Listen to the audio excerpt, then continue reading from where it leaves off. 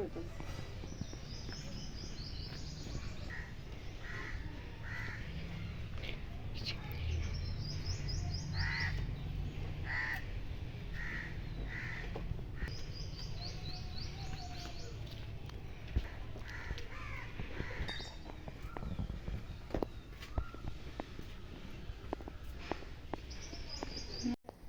Guys, আশা করছি সকলেই তোমরা ভালো আছো।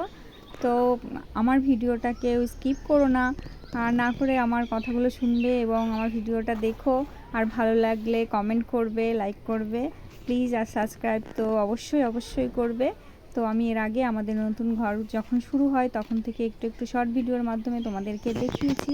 আজকে আমি একটা লং ভিডিও করছি।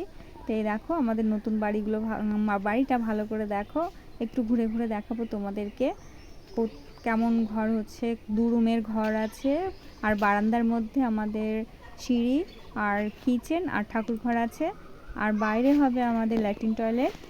এখানে কিছু হবে না, যেহেতু জায়গা খুব একটা বেশি নেওয়া নেই, হয়তো 750 স্কোয়ার ফুটের মধ্যে হচ্ছে। হয়তো পরবর্তীতে তোমাদেরকে সঠিক মাপটা বলে দেবো যে কত স্কোয়ার ফুটের মধ্যে আমাদের ঘরটা হয়েছে। তো এখানে একটা জুতো তাক করবে বলে এখানে ভাঙছিল, তো সেটাও দেখিয়েছিলাম, কিন্তু হচ্ছে বলিনি তেমন একটা। তো আমাদের যে এই বাড়িটা হচ্ছে, তো সে আগে আমাদের টিনের ঘর ছিল, এখন আমাদের একটা পাকা ঘর নির্মাণ করা হচ্ছে। এটা সম্পূর্ণটাই ভগবানের কৃপায়। আমি আগেও বলেছি, ভগবানের ইচ্ছা না হলে আমরা এই ঘর করতে পারতাম না। আমাদের পাকা ঘরের স্বপ্নই থেকে যেত। তো এখনও ঘর কমপ্লিট করা হয়নি, কমপ্লিট হতে অনেক দেরি আছে। আশা করছি ভগবান পুরোটাই সঙ্গে থাকবে। তো আমাদের যে আবাস যোজনার যে ঘরগুলো সরকার থেকে দেওয়া হচ্ছিল সেটাই আমরা পেয়েছিলাম, আমাদের পাড়াতে অনেকেই পেয়েছে। সেখানে আমাদের এখানে পুরোটা ঘর দেয় না, সঙ্গে ওই শুধুমাত্র 1,20,000 টাকা দেয়। সেখানে ফার্স্ট টাইম আমাদেরকে 60,000 টাকা করে ঢুকিয়েছে, এরপরে দেবে আরও 60,000। তো আর বাদবাকি যে টাকাটা সেটা আমরা হচ্ছে নিজেরা জমিয়েছিলাম, সেইটুকু দিয়ে শুরু করেছি। এখনও শেষ করব কবে সেটা বলতে পারবো না। আমরা এখন নতুন একটা জায়গায় গিয়ে, অন্যের একটা জায়গায় গিয়ে ঘর করে আছি, সেখানে থাকি। আর এই যে ঘরের ডিজাইনগুলো দেখো কেমন দেখাচ্ছে। আর পুরোপুরি কমপ্লিট যখন হবে তখন তো মানে তোমাদের তো একটু করে দেখাই, এরপরে আরও তোমাদেরকে দেখাবো। তো প্লিজ তোমরা সঙ্গে থেকো, পাশে থেকো। আর এখানে দেখো অনেকটা জায়গায় পড়ে আছে, এখানে আমাদের ল্যাট্রিন টয়লেট তৈরি করবে আর কি বাইরের দিকে। আর এটা আমাদের রাস্তা, কাঁচা রাস্তা, ঢালাই হয়নি এখনও, পরে ঢালাই করবে। তো সবার জীবনে কিছু না কিছু একটা গল্প থাকে, স্বপ্ন থাকে, সব সময় তো সেই স্বপ্ন পূরণ করা যায় না। তা দেখো এখানে পুকুরে গর্ত খুঁড়ে কী করেছে, অনেকবার গর্ত করেছে, গর্ত বন্ধ করায় আবার গর্ত করে। তো এখানে কি বলবো, সবার স্বপ্ন থেকে যায়, কারো স্বপ্ন সত্যি হয়। আমাদের তো ভীষণ একটা স্বপ্ন ছিল, আমাদের কেন অনেকেরই স্বপ্ন থাকে যে একটা ছাদের ঘর হোক, আমরা সেই ছাদের তলায় শান্তিভাবে থাকতে পারি। এটা সবারই ইচ্ছা করে, কিন্তু সবার দ্বারা তো সম্ভব হয় না। আমাদের দ্বারাও সম্ভব হয়নি, এবং হচ্ছে ভবিষ্যতে হবে কিনা বলতে পারবো না, কিন্তু আশা করছি যেন সম্ভব করতে পারি।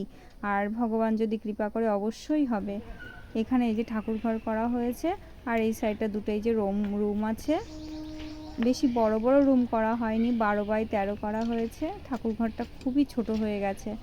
আমাদের এখানে ঠাকুর ঘরটা করার মানে মাথায় ছিল না যে ঠাকুর ঘরটা এখানেই হবে। পরে দেখলাম রান্নাঘরটা অনেক বড় হয়ে যাচ্ছে, তাহলে একটু ঠাকুর ঘরের জন্য সাইড বের করে নিই। তো এই যে ঘুরে ঘুরে দেখাচ্ছি, দেখো তোমরা একটু। আর পরে যখন কমপ্লিট হবে তখন তো আরও সুন্দর করে দেখাতে পারবো। এই যে 3 প্যাচের সিঁড়ি হচ্ছে এখানে, আর ডাইনিং প্লেস আমাদের ওখানেই হবে সিঁড়ির সামনেটায়, যার জন্য 3 প্যাচের সিঁড়িটা করা হয়েছে।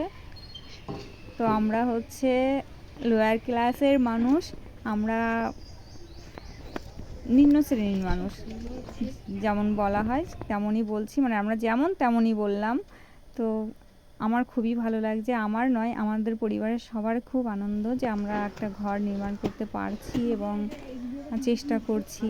খুবই আনন্দ আছি আমরা, কষ্টও আছে, মানে একটা ঘর করতে গেলে যে কতটা পরিশ্রম লাগে সেটা সবাই জানো, যারা ঘর করেছে তারা সবাই জানো।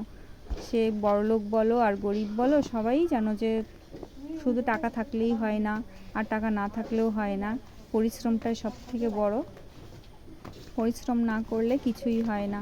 তো এই ঘরের পেছনে প্রচুর শ্রম দিতে হয়। তো সবাই মিলে, বাড়ির পরিবারের সকলে মিলে যদি শ্রম দেওয়া যায় তাহলে একের ওপরে কষ্টটা কম হয়। তো এই যে ছেলেও দেখো একটু ঘরে ঢুকছে। তো আমার শুধু চিন্তা যে কবে আমরা এই বাড়িটায় আসবো, কবে এই বাড়িতে এসে বসবাস করব। যেখানে আছি সেখানে জল জমে যায়, খুবই একটা মানে দুষ্কর জায়গা, কষ্টও হয়। চারিদিকে তো সাপ আছে, প্রায় দিনই সাপ দেখতে পাই। আর কি বলবো, ওখানে খুবই সমস্যা হচ্ছে। তা তোমরাও ভগবানের কাছে প্রে করো যেন আমাদের বাড়িটা তাড়াতাড়ি হয়ে যায়, আমরা যেন তাড়াতাড়ি করে ছাদ দিয়ে ঘরে ঢুকে যেতে পারি। সেটা অবশ্যই ভগবানের কাছে প্রার্থনা করবে, আর আমার পাশে থাকবে। বারবার বলছি তোমরা আমার পাশে থেকো, আর ভালো লাগলে লাইক